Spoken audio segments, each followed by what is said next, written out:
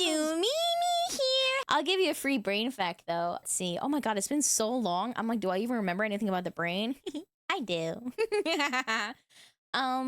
Cool brain fact. We actually have two ways of there's two pathways of vision. One is the main pathway where we see form and shape, and the other one is more like movement. So there's a very rare case where somebody who has like their main visual cortex impaired, but not like their eye pathway, like the visual pathway from the eye to the brain. They can't see anything, but they can detect movement.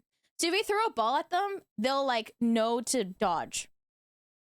Or if you show them like a screen with something moving and you ask, which direction do you think it's going? And they're like, I'm fucking blind. I don't know what you're talking about.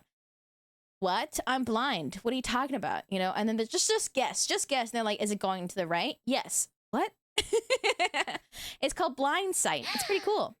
It's very rare though, because this is in the case where only your visual cortex, your primary visual cortex, your V1, is damaged, but the pathway of signal from your eyes to your brain is not affected.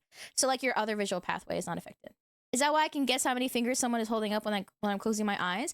Yeah, you know, like if you close your eyes and then like you wait, like aside from, I guess like part of it is like the light that's, I mean, like I don't really know, but like basically you can tell if there's motion in front of you, right? Even if your eyes are closed. And so I think like that's part of it. But some of that is like, oh, light sensory. For example, like right now I'm like blocking my, I don't know. I think, sorry, I was like closing my eyes and blocking my eyes to see.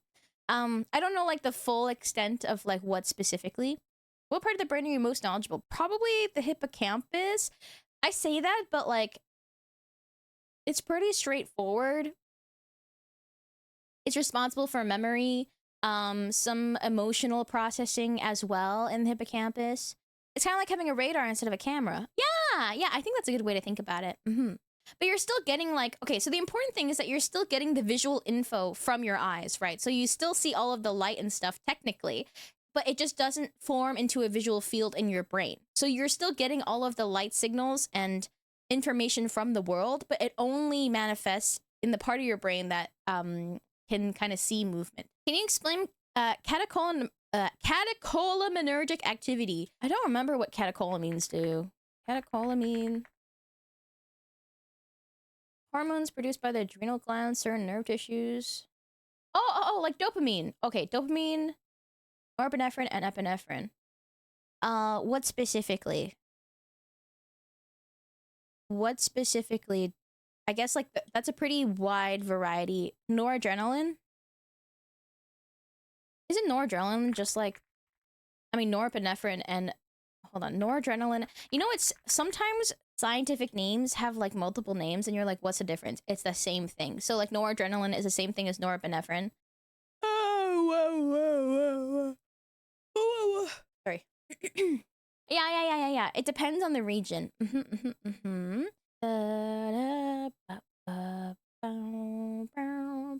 I'm reading an article right now.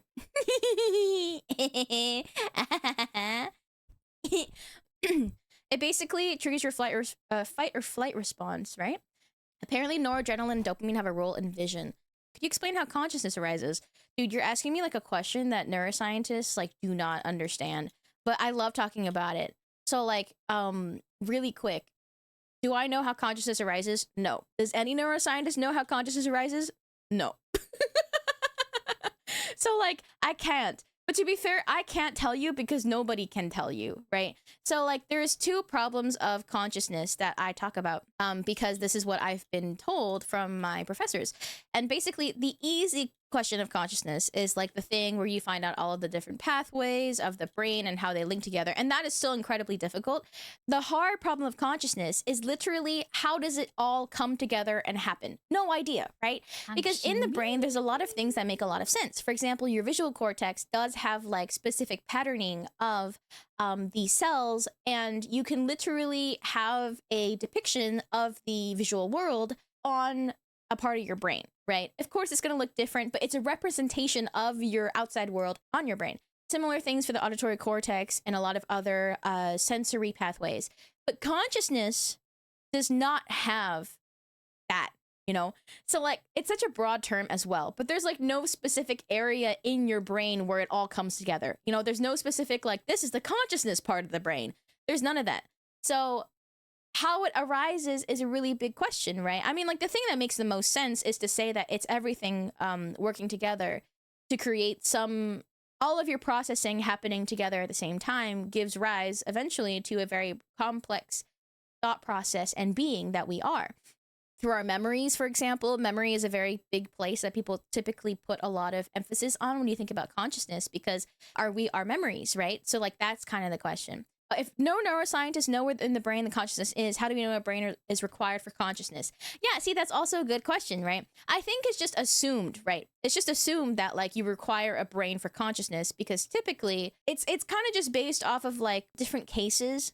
So there's like consciousness. Let me explain. There's also a very big difference between consciousness and sentience.